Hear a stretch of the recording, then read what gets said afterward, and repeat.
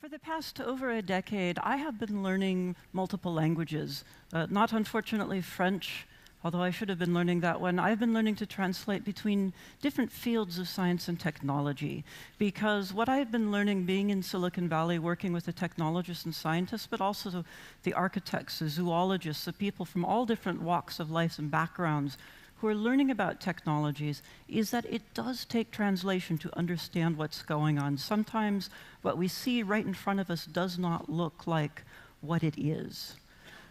The area that I have studied is exponential technologies, rapidly changing technologies, as exemplified by this chart, which looks at how much computing you can buy for $1,000 or 1,000 euros for a fixed cost over time. And the time aspect of it, of course, we understand 1900 through 1910. But that y-axis, the amount of change which is going on there, we look at it, and it looks just like a straight line. It looks like sort of the shift of number of houses built on the street, or number of clothes sold in a store. But it's not. This represents something entirely different. This represents doublings, very subtle doublings, which they start off feeling really slow, but after a while you're talking about 1 year being 1,000,000 times more powerful, 1 year being 1,000,000,000 times more powerful than just a decade or two before. And what this gives us is an amazing set of capabilities, but also it gives us a future which is unknown to us, and we have to look at it and start studying what is going to happen. Now, I should say for myself, I have a background in biology, but also in economics, and as an economist, I might be doing the on the one hand, on the other hand, which I would like to be able to do more than that. But when it comes to these technologies and the impact of these new technologies on the economy that we already have, sometimes on the one hand, on the other hand, is all that we can give. Now, going to these technologies, as I say, they are not intuitive to us. Of course, if you think, for example, about linear steps, if I take 2 steps, I'm in one place, and you know exactly where I'm going to be if instead I take 4 steps. On the other hand, consider a baby, and consider how slowly a baby might be crawling along. And if its speed doubles, it still feels really slow. Little doubling again, it's still within the pace of an adult to keep up with that child. However, if that doubling happens 5 times, you start off at the speed of just a crawling baby, and now 5 doublings later, you're at the speed of a marathon runner. 5 doublings after that, you're at the speed of a jet airplane. Another 5 doublings after that, you're at the speed of the fastest rocket launch which people have ever been in before, the Apollo launches. 30 doublings starting from the speed of a baby, and just doubling each time. You go from a baby, you get up to the speed of light. And if in 1 second a baby were to go a slight distance, and you double that, 30 times later, the baby would be able to jump from here to the moon and beyond. It is a type of mathematics which, even though we know it, even though we study it in school, sometimes understanding it is one thing, but feeling it is another.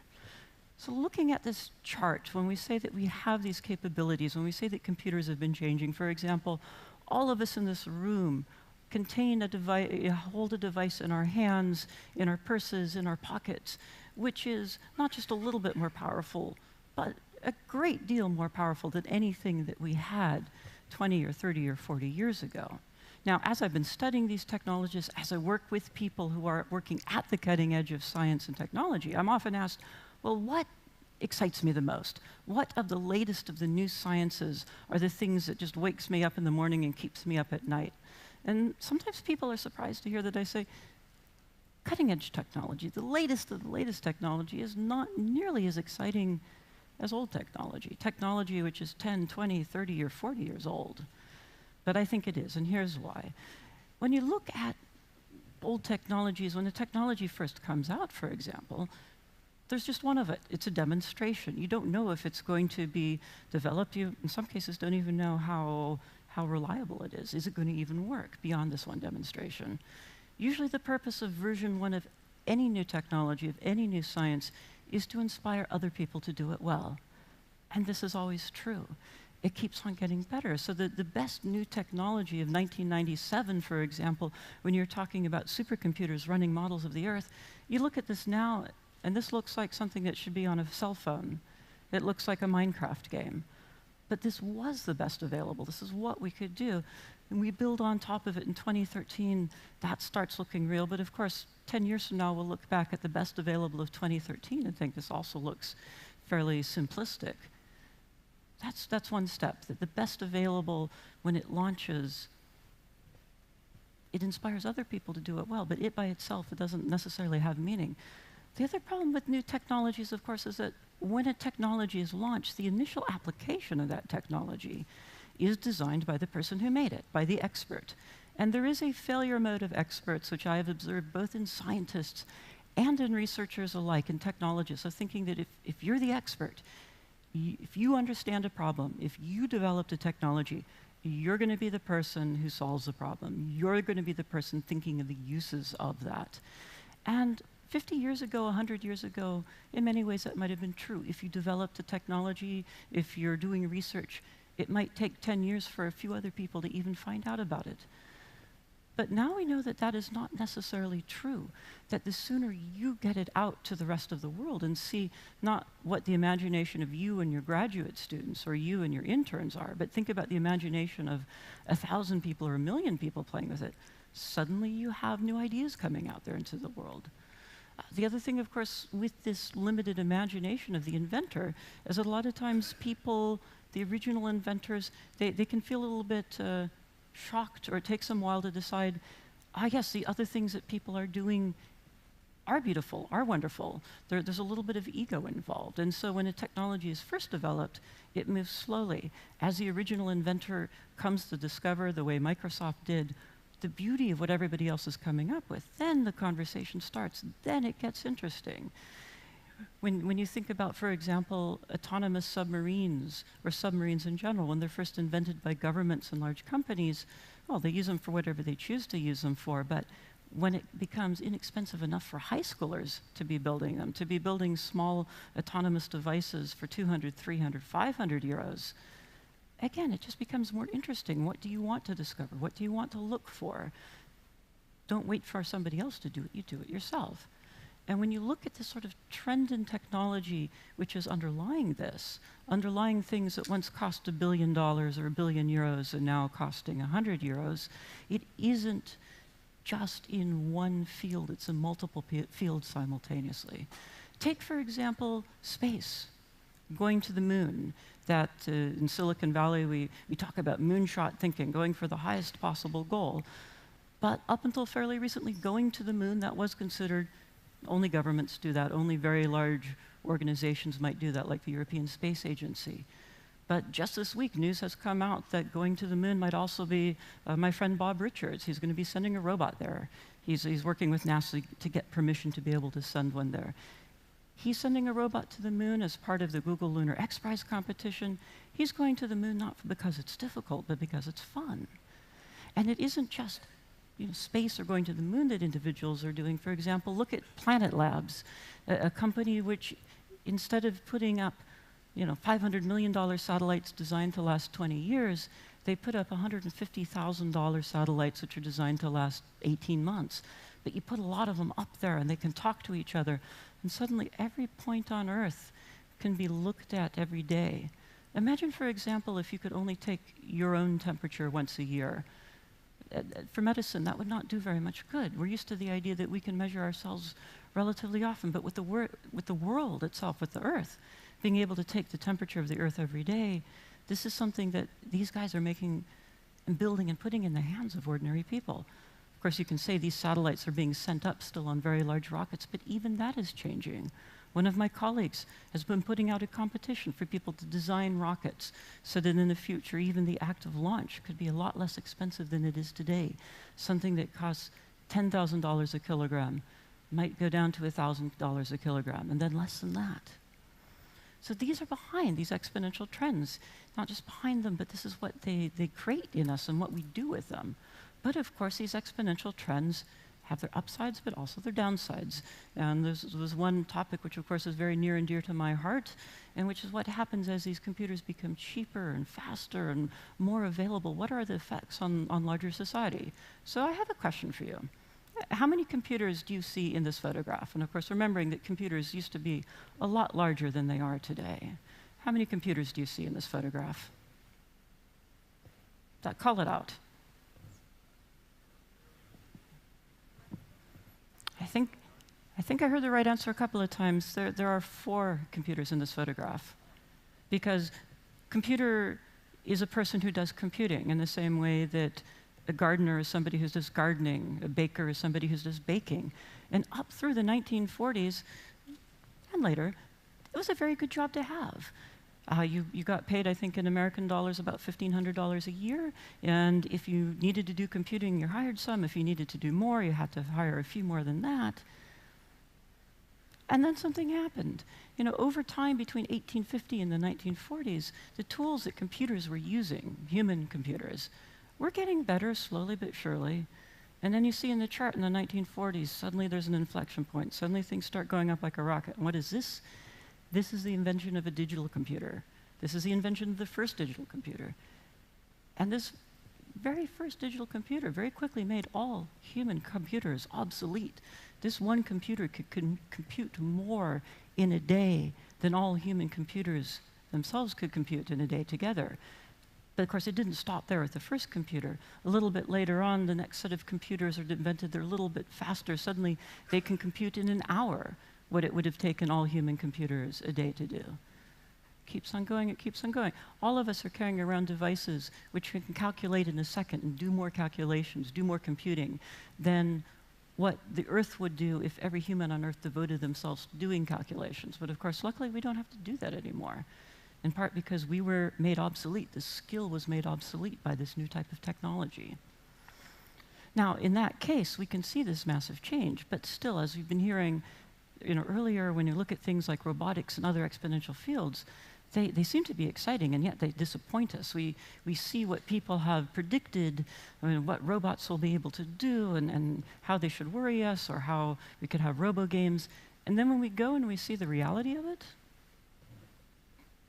it's slow, it's disappointing. I mean, it's like they even a few years ago could barely do what even a small baby was able to do as far as pushing a ball around. And what is the nature of technology which causes this?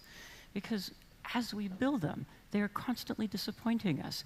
Here we are, the DARPA robot challenge is supposed to build a humanoid robot which can go into a situation, for example, like a Fukushima, and be able to turn valves, and yet this one, it comes in, it falls over, it knocks its own head off. You're not really supposed to do that if you're a proper rescue robot. But the interesting thing is, this robot did get to this point. This robot started off being able to move very slow. Just 2 years early, the DARPA challenge, they had to have gantries. They had to have chains holding these robots off, because if they fell down, they were never going to get up again.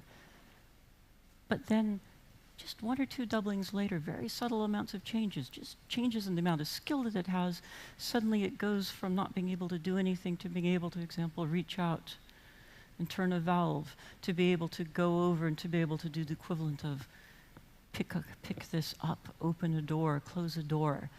These doublings, which again, they seem so subtle, each one individually looks small, but a doubling here, a doubling there, a robot which takes 50 minutes to do what most of us here could take 15 seconds, that seems like, oh, let's not worry about it.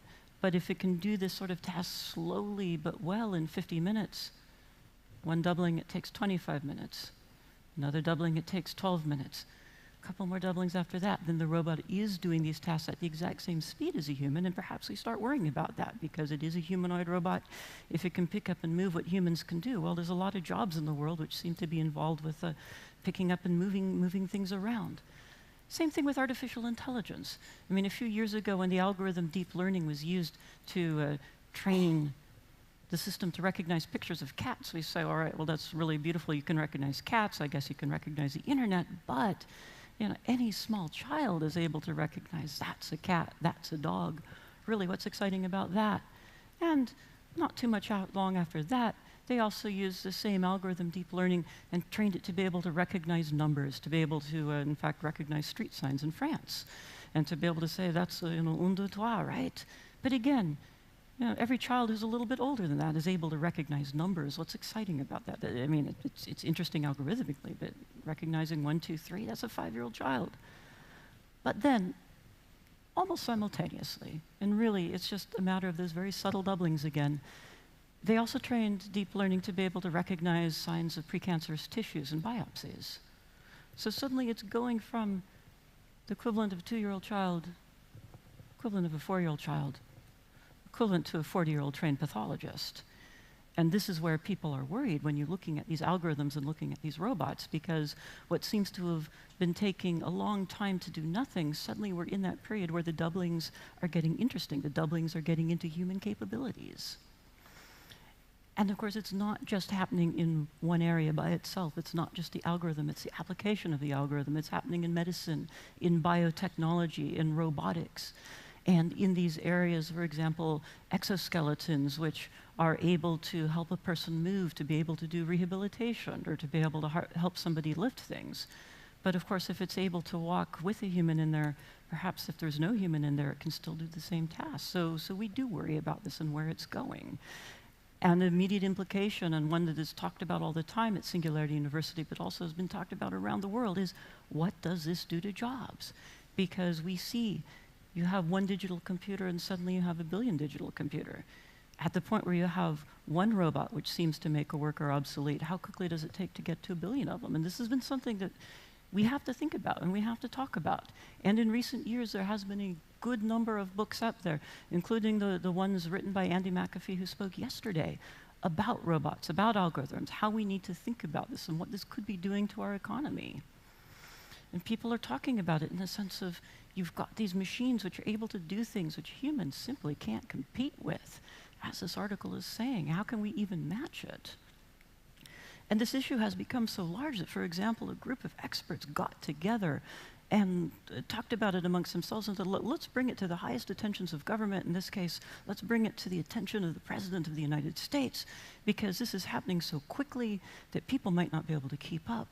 And while this could create abundance in material goods, abundance in capabilities, what if it creates a permanent underclass, a group of people who are trapped in poverty and unable to partake in this new abundance, even in the midst of this amazing technology?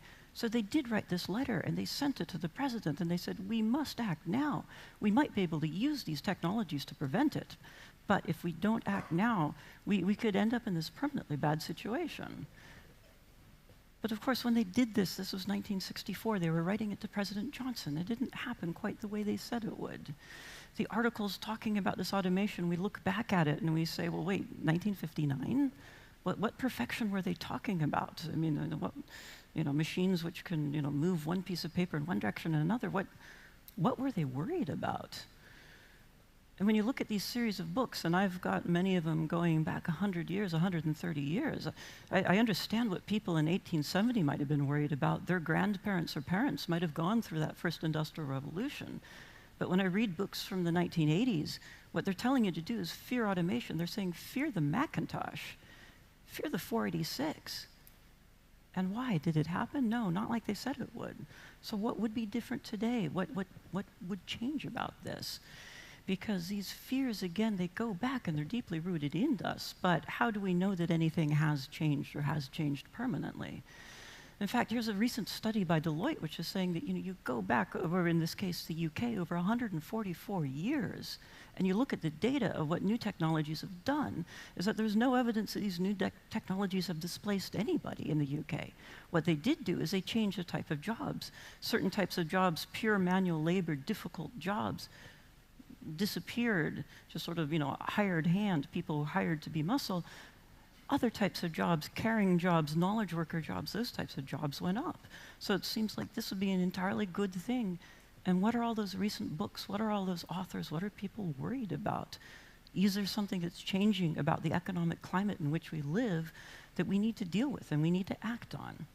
Now, of course, there are jobs that we want to disappear. There are jobs which people do because at the end of the day, for example, the single largest work in the world besides caretaking is farming, right? There's nearly 2 billion people who are associated with farming, smallholder farms, including 100 million children who work on the farms of their family, in many cases unable to go to school. these jobs are jobs that we might want to see disappear, the jobs that hurt at the end of the day, the jobs that people take because they have no alternatives. On the other hand, we have seen recently articles about jobs, good jobs, jobs that people want to have, and they have disappeared.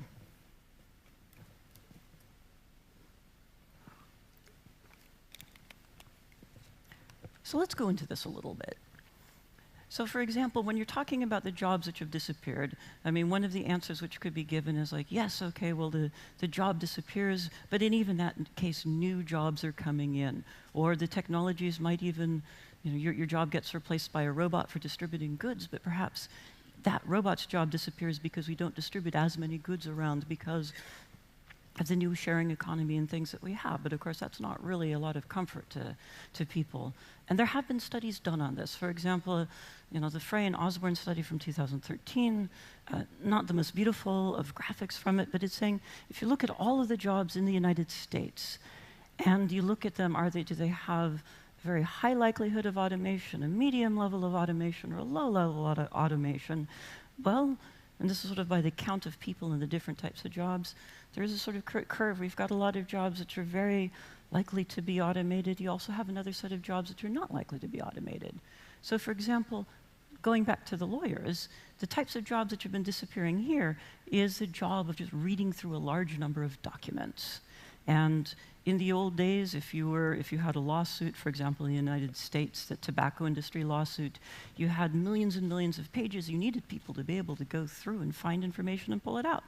You'd hire expert, some cases junior, sometimes senior lawyers to do that. But of course, nowadays, being able to take 1 million documents, well, they're not printed out, they're just a file, a thumb drive, you put it in there and have a machine that goes through and read it. It happens almost instantly. And the idea of hiring somebody to read 1 million pages, that seems perhaps to all of us today right now, even a little bit outmoded. Not just outmoded, but there's things we can do now that we couldn't do before.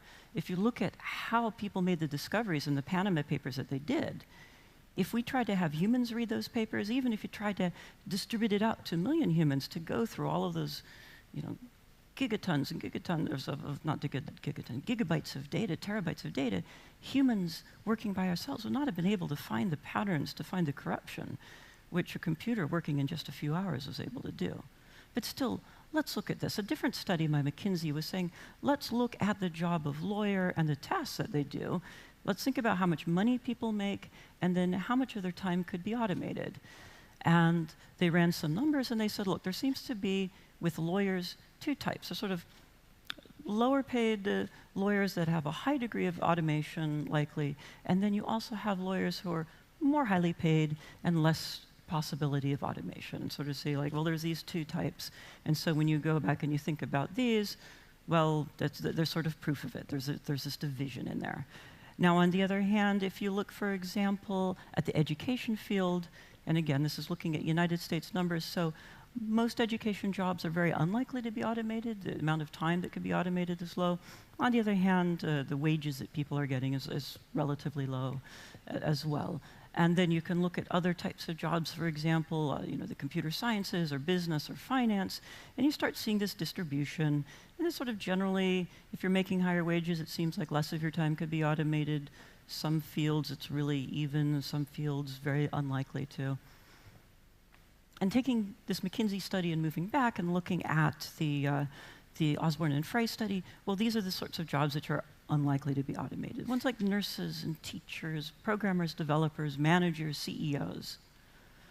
On the other hand, going back to McKinsey, they're saying, like, look, let's look at a job of transport, of moving things around, logistics. Well, in that case, pretty much all of those jobs are relatively low paid. Some of them have very low likelihood of time being automated. Some of them have extraordinarily high likelihood of their time being automated. If you start adding other jobs like factory worker, like food production, like service, well, again, all of these jobs tend to be low paid, varying degrees of automation being likely, but it sort of clusters a little bit more towards automation being happening versus not happening. Now, these are the sort of jobs that when you go back to the high likelihood, again, it seems to correlate or corroborate. Sales workers, secretaries, stock clerks, truck drivers. Those are the sort of jobs which could be disappearing, have a high likelihood of automation. And then you put it all together and say, every job in the United States, how much are people being paid and how likely could they be, their job could be automated? And you get this interesting pattern which says that there's, amongst low-wage jobs, there's a lot which will be and a lot which might not be, and the higher wage jobs less likely to be happening. And so for the United States, that's where you sort of, again, you get this pattern of some are likely, some are less likely, and depends on the type of job. But here's a problem with all of that, which is that when you look, for example, in the case of climate in our atmosphere, and I worked in air pollution epidemiology for a while, I worked in air pollution itself for a while, and how we study these things, we have decent data and decent models when we're working on that. These ones, though, when we're looking at this, these are really early estimates of this possibility. These are not based on going back in time and seeing what was automated. These are, well, not guesses, but they're as good as we can do for right now. We don't know how likely it is going to be to looking like this. And so when you're talking about this potential perfect storm of automation, we can talk about it, we can worry about it, but we have to ask, how do we know? Because when you look at these numbers, yeah, when you say for the United States, they're saying within 20 years, 47% of jobs might be automated. And then you start looking at OECD countries, and the numbers in some cases are a little bit worse. Just a little bit more for France, a little bit more for Italy. Now, this is Osborne and Frey in one set of methodologies. On the other hand, just a couple of months ago, the OECD put out a report saying not are the jobs going to be automated, but how much time, how many tasks within a job can be automated, and that got very different numbers. 47% versus 9%. Now, how many of you, when you're going traveling and you look at a weather report and you say, aha, well, the BBC weather report says it's going to be cloudy and rainy tomorrow, and the CNN weather report says it's going to be sunshiny tomorrow, so I'm thinking, I like the CNN report better. We've all done that, right? You sort of pick and choose trying to find out. And of course, you know at some point one or the other is correct, or you'll discover which one is correct. But the day before, how do you know? Now, we're talking about 20 years out, so which one do we want to have? Which one might be likely? How do we even know about that? This is a really important question, because of course when you do these side by side and see these differences and saying, you know, how can you get these early studies saying so wildly different numbers? This of course is for the United States, for European countries, for relatively high income nations. But the same sort of studies, the Osborne and Frey methodology, the one which gives 47% for the United States or 50% for France, when you're looking at the largest countries on Earth, gives much worse numbers. 65% of jobs could be automated in Nigeria, 85% in Ethiopia, 77% in China. I mean, right there, you're talking about 2 billion jobs potentially being lost. And we have to ask ourselves, if this is going to be happening, how do we know, and what would we do about it, and what are the next steps that we're going to take on it? Because if this is happening, we are talking about economic climate change. We're talking about something which could be rapid, could happen everywhere simultaneously, could be the sort of change which we have not observed in our lifetimes, in which we are not easily able to imagine. The sort of change which, like climate change, there could be winners and losers. And of course, I've heard people talk about how, well, if global warming is happening in Greenland, they'll be able to grow more varieties of cabbages and carrots. And that is true, but of course only 20,000 people live in Greenland compared to however many tens of millions of people are living in areas which would be highly susceptible to flooding over the next 50 years or 100 years. And this is why I have been studying the future of jobs and studying what we have been doing and studying what we need to do next, because these sorts of numbers, well, of course, maybe it isn't like this. Maybe it's only, instead of 67%, maybe it's only 20% of jobs can be automated. But when you have countries which are assuming the growth of a middle class, and some economists saying, yes, this is going to happen and this is going to be good, and other economists are saying, no, those jobs aren't ever going to come into existence.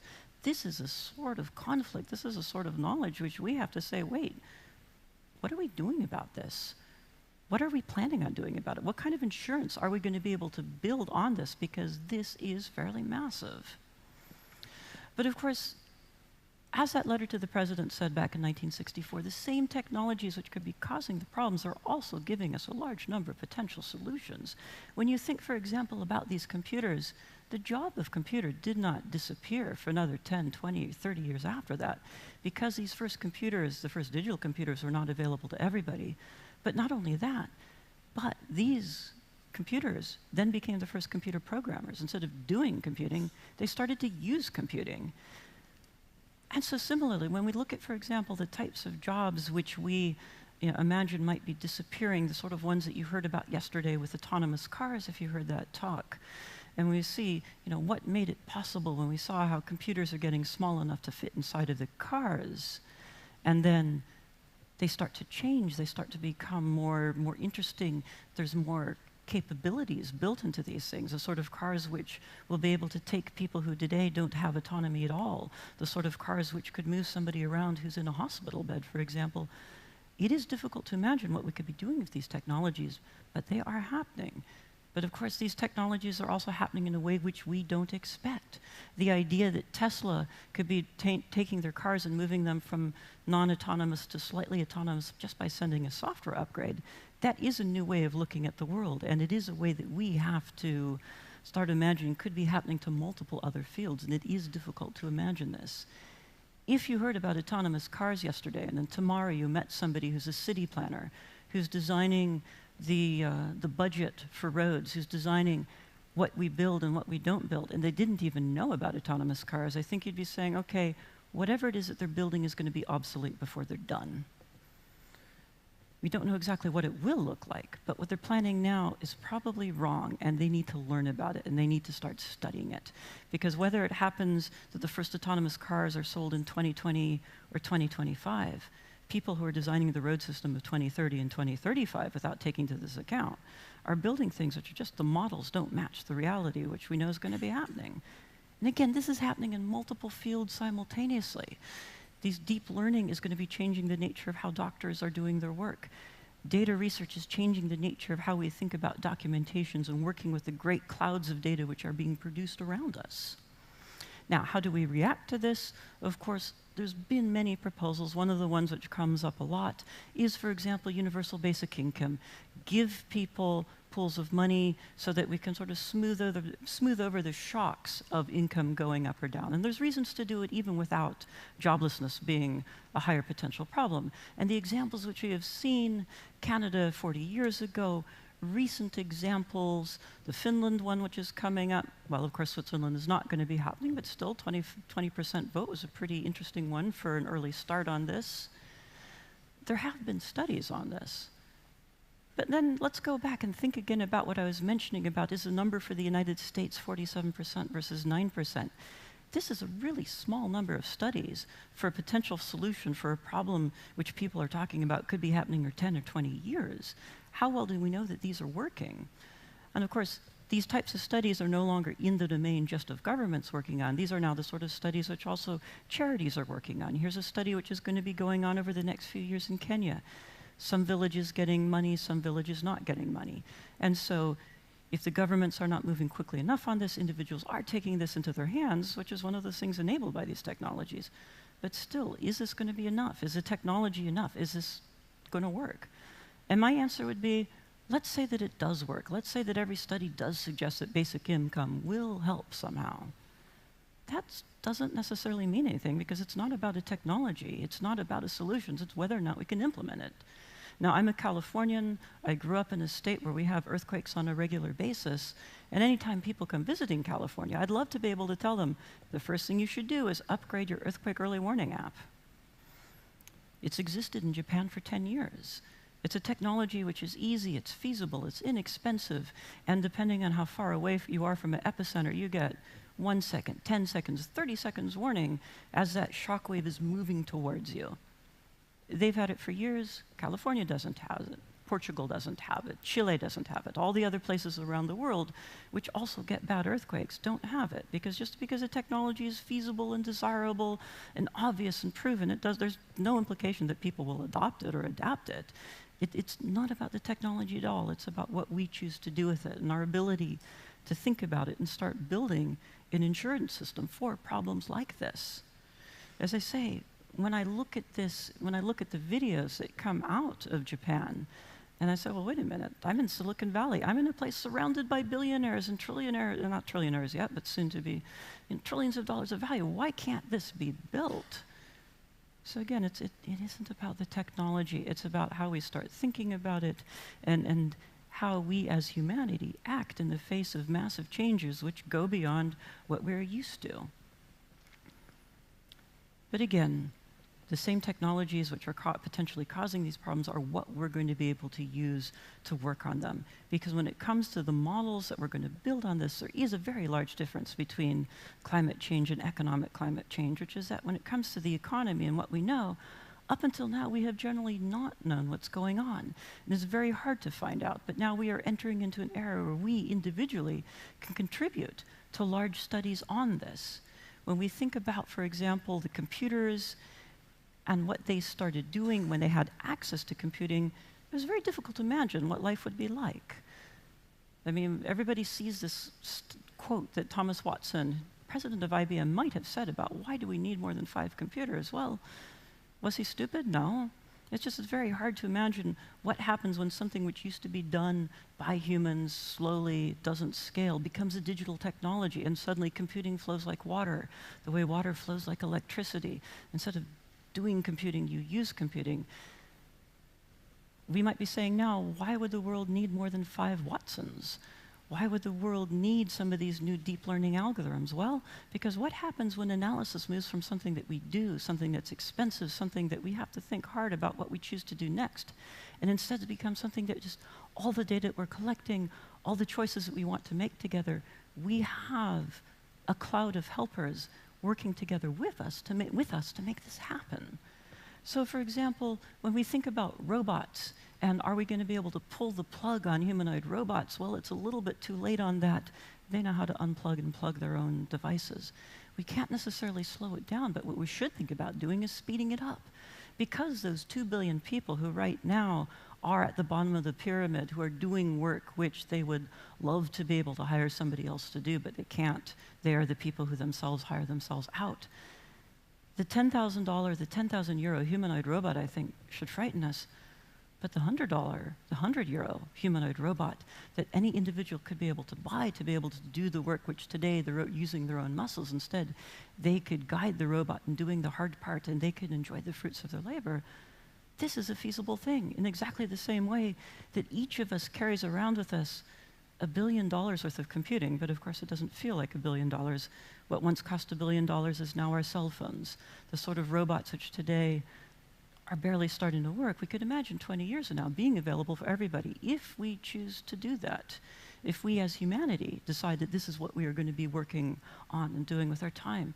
There's other changes which are happening also, which, for example, when you look at the topic of the digital divide, and I worked on it back 15 years ago, here's an example of a 2001 report on the digital divide, which is totally unreadable by anybody affected by the digital divide, because it's a beautiful multi-megabyte file with 4-color photographs of people affected by the digital divide.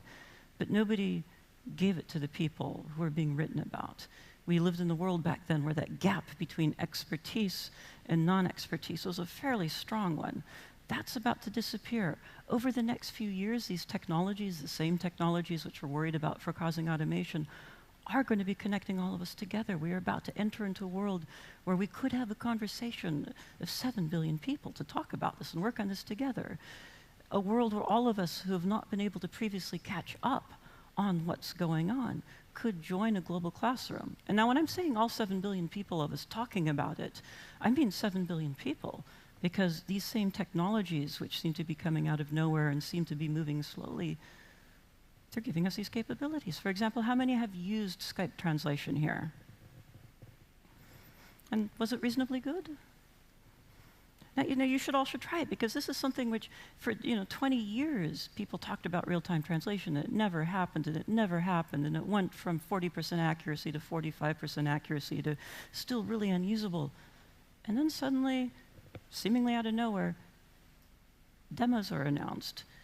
But not just demos, beta testers are asked for. The first few languages come out. And then not just the first few languages come out, written languages are being added to them. And over the course of time, now it went from 7 languages just recently, they just added 8 languages, and going from 8, the first few take a long time to make. Going from 8 to 800 may take very little time at all, especially if you have 1 billion people working together on it, designing it together. And that is the beauty of these technologies, what we have today, that we are living in a world where the new technologies might only be in the hands of 1 or 2 people, but the older technologies, drones, translation, computing, algorithms, AI, robotics, all of these together are in the hands of tens of millions of people and moving into hundreds of millions of people. What do we want to build together on this? How are we going to work on this to solve it? I'd like to say that I could predict what it is, but actually I have no idea at all. The purpose of version 1 of anything is to inspire other people to do it well. In the economy that we've had so far, all the technology that we've built so far, it's all version 1 compared to what we might be building 5 years from now, 10 years from now. And of course, it's not just that there's these new technologies, but these technologies are open and shareable. Look what UNICEF has been doing recently. UNICEF has been saying, what can we build and then make available? Well, for example, the rapid SMS. They built a system initially to be able to help nurses send data on health status of youngsters. Well, that study worked out really well. That software worked out really well. They made it open source and available for anyone. The same software is used in Nigeria to be able to help people report births of babies. And in the past few years, every child born in Nigeria has a legal existence because they're reported. 10 years ago, many children were born who did not have a legal existence. It keeps on going, though. If you want to know what people think, for example, about the future of the economy, right now, we generally don't ask people about it. Moving into the future, though, we're about to enter into a world where you say, look, here's some ideas about the future of the economy. What do you think about it? Instead of doing sampling, let's bring everybody together on this. Here's examples of UNICEF doing work, the U-Report thing, where you give this out to high schoolers and teenagers, or to adults, and just say, look, is the water working in your area or not? Yes or no? What's going on? It's not just things like that. Here's a really interesting study that they did recently. They asked 60,000 teenagers, has anybody in your school been asked to trade sex for grades? This is something which unfortunately can happen all over the world. This is the sort of thing which 10 years ago, 20 years ago, if you wanted to study this, it would have taken a while. It would have taken very large teams of people to just start discovering the information. Instead, we say, if we're worried about this, let's just go ask everybody about it and see what they say. And within a day, they had a heat map of what schools should be investigated fairly quickly. It's an interesting new attitude towards problem solving. And this is part of the tools which we are going to have to work on these and to solve it. So yes, we are entering into an unknown time. The economy is heating up. We are putting things into the economy. We might be making changes, well, 47%, 9%, all jobs being automated, no jobs being automated. We don't know what it's going to be looking like, but what I do know is that the tools which are causing problems are giving us individually, as small groups, as countries, unprecedented ability to choose what we're going to do next, what insurance, what might we build now, to start looking for the signs of these things going badly, if they do. Of course, these tools, to us, some of them feel new, but there's the entire new set of generations of digital natives for whom this stuff is all going to be background. Robots will be background. Digital analysts, and being able to, if you have a question about the state of the world, you just go and find out and join in with 1 million other people to find out what it is. For them, it will be background, but of course, we all will be learning to be these digital natives too. Because what they learn also, after a few years, becomes not obsolete, but other people build on it. People build better things on top of it. What the sort of analysis which would have taken me years and years to do back when I was in college now, it is the sort of thing which children play with, and that is delightful, and that is beautiful, because then they are the ones who get used to solving problems, to be able to see something and just say, if there's a problem out there, I'm going to solve it. And again, all of us working on together. This company from Denmark, Be My Eyes, they are now the single largest community of volunteers of people helping the blind. If you're blind and you have a cell phone, you have some money, you have a can, you want to read what's on it, you take a picture, a volunteer who speaks your language, who's set themselves up to be available to do it, they're available, they get it, they tell you what it is. You can do volunteer work 20 seconds at a time, but efficient, beautiful, good volunteer work. And of course, it goes beyond just having humans doing this, because of course you might be limited into what humans are available at a particular time. A company that I've seen at Singularity University wants to do the same thing, but put the recognition not having to send it out, but put it in the phone. And not only did they want to do this, they started building this in 2015, but because of these new AI technologies, the one that we worry about might be removing some possibilities in some jobs, this team has built software which in the phone itself you can take a picture and here's some preliminary results, and they're comparing themselves to a fairly large company, and they're doing quite well about what you're seeing and what it is. And it all fits in the phone, and it's all being done by a team with 3 co-founders and interns and others. You don't have to be a billion-dollar company or a million-dollar company. You can be a startup, seeing a problem and deciding you're going to solve it. Even with these technologies we talk about with autonomous cars and the future of driving and what might be happening there, it starts off as projects which are not being done, where governments try to do it, they're not being done very well. There's early projects being done by large companies, then the Googles come in, and then the Teslas come in. But of course, the technologies, they don't stop shrinking, they do get smaller. And so another team that I worked with at Singularity University from not too long ago, they said, look, if the technologies keep on shrinking, what happens if we can take the same technology which Google or Tesla or Daimler is putting on the outside of a car and put it on top of a helmet? Because, right, you think about in the world, the 1.2 million people who die each year, of them, 1/4 of the people who die in car accidents, they're on mopeds, they're on motorcycles. In a place like Indonesia, 9 out of 10 vehicles on the road are mopeds or motorcycles, and you don't have the protection that you would have in a vehicle, even a slightly less safe vehicle. It's just you against the car coming up. But this, again, it's not a team of hundreds of people working on this. This is not a team which is funded with millions of dollars. This is 2 people doing a startup. They are going to be selling these helmets this year or next year, and they're going to be selling them for the equivalent about of 110 euros each. Creating safety, creating a solution to a problem, which is a really big problem around the world. They see a problem, they solve the problem. What they're building, they will also inspire other people to do it well. And very quickly, teams of people using the technologies which we fear or worry about in automation are going to be creating solutions to this. The scale of the problems which we are facing are large. We do have to work on them. Even if we didn't have any change in the economic climate, even if we weren't looking at automation, the problems which we're already dealing with are huge. And the problems that we're dealing with when we're looking, as Andy was saying, we have to think about jobs, we have to think about the environment. But what's different now is that when we're looking at economic climate change, I would argue that in the past, the economy in some sense was frozen. Things were cold. Very few of us got to move about and work on things. We are now entering a new era. We are entering an economy where all of us get to join the economy. All of us get to put our goals into it. All of the people on Earth who were never asked as children, what would you like to be when you grow up? What would you like to study? Are going to be asked these questions. And if their answer is, well, I would like to study economics, I would like to study the nature of jobs, I'd like to be an entrepreneur, we are creating a world where now all 7 billion of us are going to be joining in on this and making it together. And so when we look at climate, we've had our Rios, we just had COP21, we've had a lot of people working on this together for a problem which, although it's already happening, still we've got, some might say, 40 years, 80 years before it gets bad.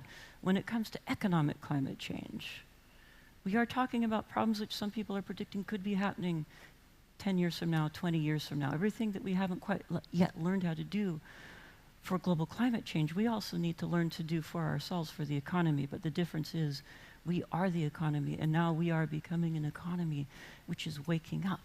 And when we decide how are we going to address it, this is not going to be a few experts studying it together. It's going to be all of us working together.